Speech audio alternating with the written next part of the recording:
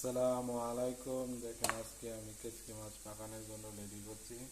তো কেচকি মাছটা পাক করব আমি টমেটো দিয়ে, এই ধনিয়া পাতা দিয়ে নিব। তো আমি দেখেন পেঁয়াজটা কষাই নিতেছি প্রথমত। পেঁয়াজটার মধ্যে আমি পেঁয়াজ দিচ্ছি, মরিচ এবং রসুন দিয়ে এটা আমি কষাই নিতেছি পেঁয়াজটা। তো ভিডিওটা কন্টিনিউ দেখেন আমি কেচকি মাছটা কীভাবে পাকাই। এটা একটা মাছের একটা মিক্স মশলা, এটা আমি দিয়ে নিতেছি। পরে দেখুন জিরা গুঁড়া আমি পরিমাণ মতো দিয়ে নিতেছি, যার যার পরিমাণ মতো আপনারা দিয়ে পাকাইতে পারবেন।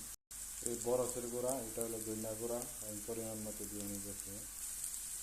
পরে লাস্টে দেখেন আমি হলুদের গুঁড়া 1 চামচ পরিমাণ দিয়ে নিতেছি। পরে মশলাটা ভালো করে আমি চামচ দিয়ে কষাই নিব। পরে আমি টমেটোটা দিয়ে নিব।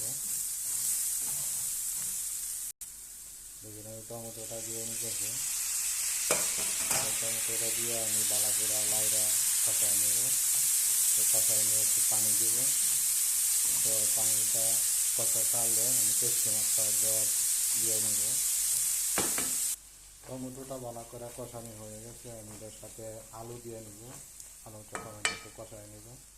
দেখেন আলুটা আমি কেচকি মাছের সাইজের মতোই কেটে নিবি ছোটো ছোটো করে। পরে আমি একটু ঢাকনি দিয়ে একটু ঢাকা দেবো। আমি ঢাকনিটা উঠাই নিচ্ছি, মানে আমি পরিমাণ মতো একটু পানি দিয়ে নেব। পানি দিয়ে একটু কষাবো, পরে আমি কেচকি মাছটা দিব। পানিটা দেওয়ার পরে আমি দেখেন লবণটা দিয়ে নিতেছি পরিমাণ মতো।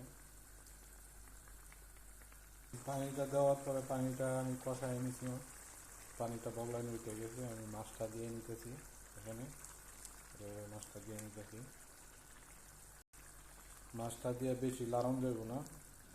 তো আমি প্রথমত লাড়া দিয়ে নিতেছি একটু, এটা শেষ লাড়া। পরে লাড়া যাবে না, লড়লে কেচকি মাছটা ভেঙে দেবে। তো পানিটা একটু শুকাইলেই কেচকি মাছটা ওলাই নিব, ধনিয়া পাতাটা দিয়ে নিব উপরে। আমি ধনিয়া পাতাটা দিয়ে নিতেছি। এই দেখেন ওই ধনিয়া পাতাটা দিয়ে নিয়েছি। কেচকি মাছ হইতে বেশিক্ষণ লাগে না। তো কেচকি মাছ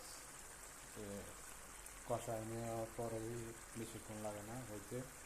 তো কেচকি মাছটার উপরে আমি ধনিয়া পাতাটা দিয়ে নিচ্ছি। আমি চুলা থেকে নামাই নিব।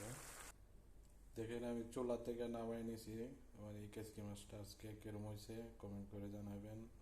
আর আমার যে চ্যানেলে যারা সাবস্ক্রাইবার আছেন তারা অসংখ্য ধন্যবাদ। ইনশাল্লাহ আপনারা আমার পেজটা ফলো করবেন ও উপরে তুলে দেবেন।